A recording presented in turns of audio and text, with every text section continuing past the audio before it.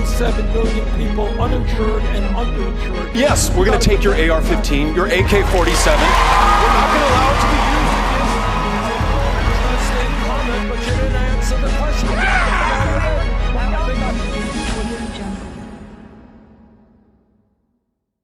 Welcome to the 2019 presidential debate.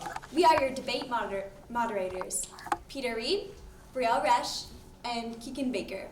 Today we will be hearing from our Democratic candidate, Brady Francisco, Republican candidate, Cami Scantlin, and third-party candidate, Mohammed Jafar. We'll start with the first question, which will go to Brady. How will you deal with healthcare and its affordability? Regarding healthcare, I plan to reinstate the Affordable Health Care Act in America to make healthcare more affordable for those impoverished who are more likely to be bankrupted by the cost of healthcare and just the general cost of well-being in America. Okay, same question to Cami. Regarding healthcare, I don't want to compromise the quality of healthcare for its cost. That's why I believe it's best that healthcare is privatized. Where it's socialized, like places in the UK, people wait for months for treatment for conditions that are considered non-fatal. They are also kept from the newest medical technologies and given kind of second-rate care. Of course, a $0 copay is fantastic, but only if you make it through your breast cancer or your Crohn's or whatever may be afflicting you. So I think that privatized healthcare is the best way to keep the majority of Americans healthy. Next question to Mohammed. Okay, so I believe that healthcare is a universal thing that everyone should have.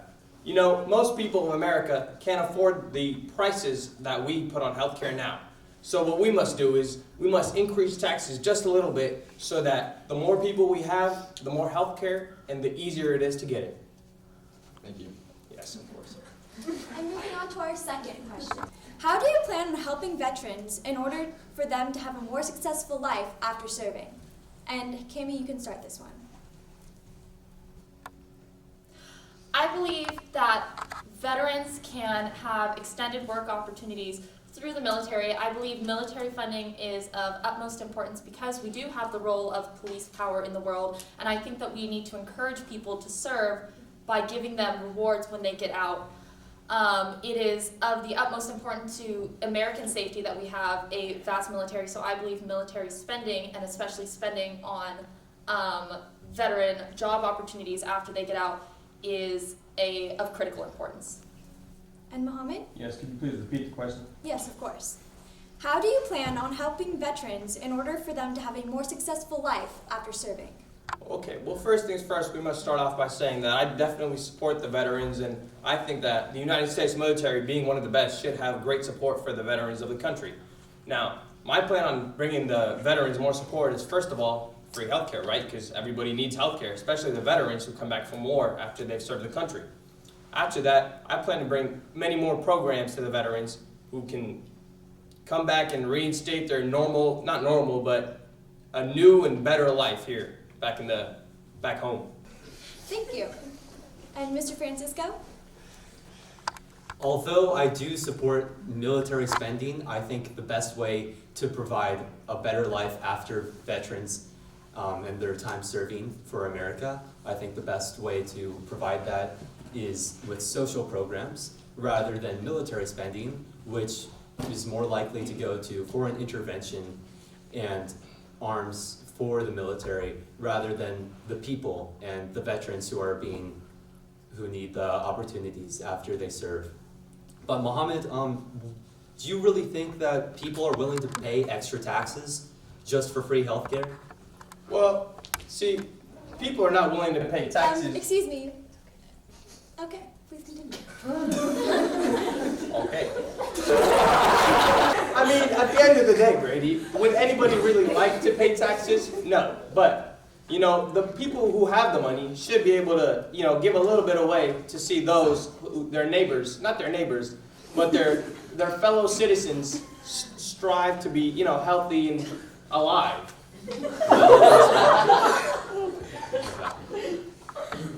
Thank you for your time. Moving on to our third question from Mr. Jafar.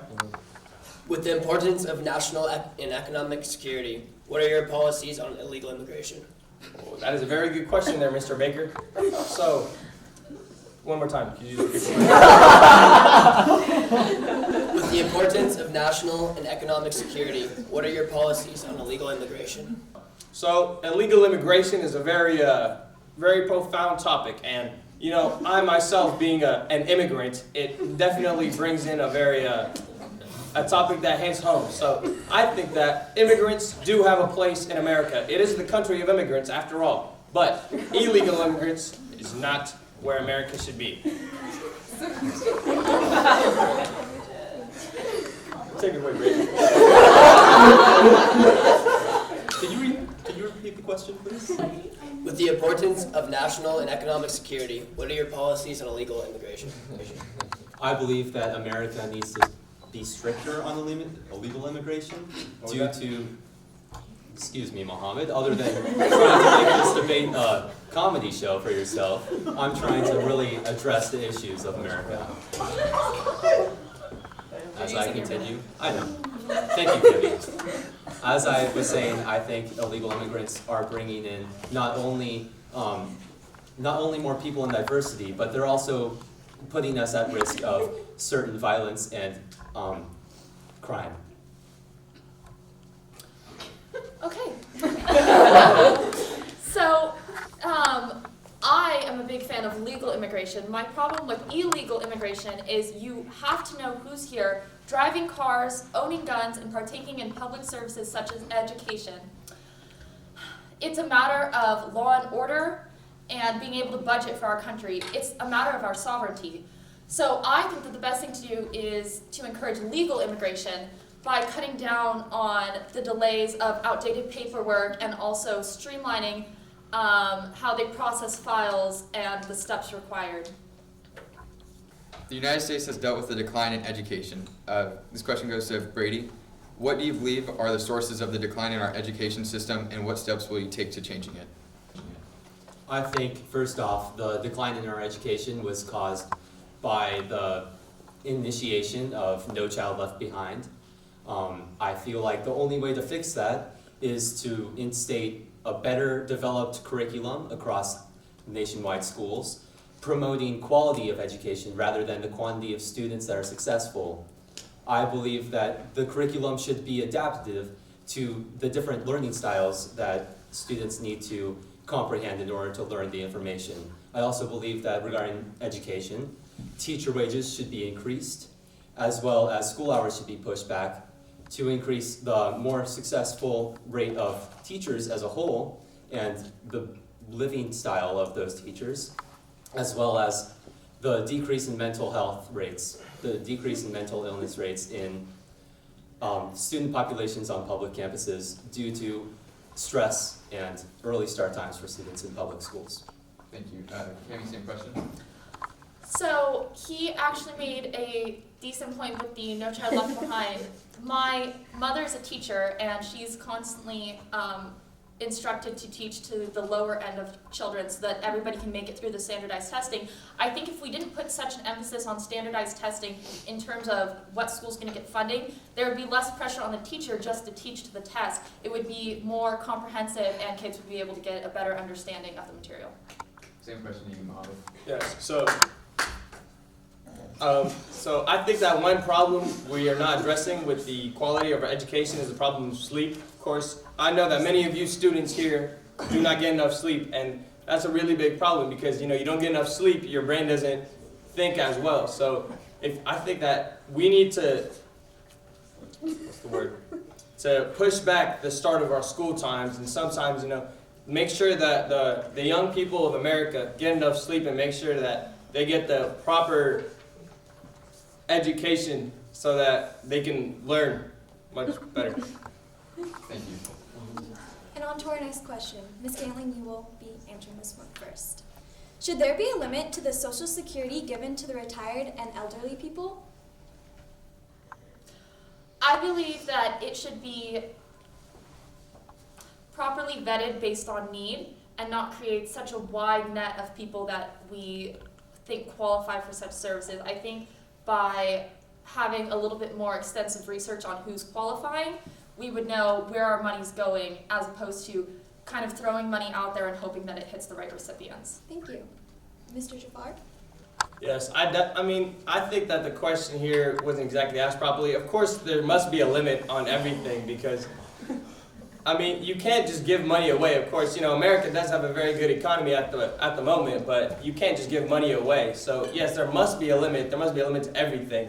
The right question is, what is the limit and how much are we willing to give to the people who need that? Would you mind answering that then? Answering what? The limit. The limit is to people who need enough. It depends. We have to bring in more workers and figure out how much people need to be able to survive. Not survive, but rather live well with the money that we're able to give them. Mr. Francisco? Now, Mohammed, you did reference how you wanted to provide health Medicare for all. Yes. Wouldn't there be a limit on that Medicare under your newly profound philosophy of limiting things in America? Yes, as I had just said previously 2 minutes ago, we must have limits on everything. Although I do propose Medicare, that does not mean free money and free healthcare for everybody. Or it means free healthcare for everybody. It doesn't mean an unlimited amount of healthcare. Of course, we must limit everything, but everybody should be able to get enough so that they are living well. Mr. Francisco. I don't think I'm allowed to respond to that. I respond to the question. I do believe that there should be a limit put on who's able to accept social services, especially in the elderly, due to some people having enough wealth to pay for as much health care as they need and as much social programs and aid they need to get. But there are many people in the nation that are impoverished and need the health care and social services in their old age. Thank you. Our next question for Mr. Jafar. In 2019, drug abuse is still a major national problem. What is your plan to address this issue?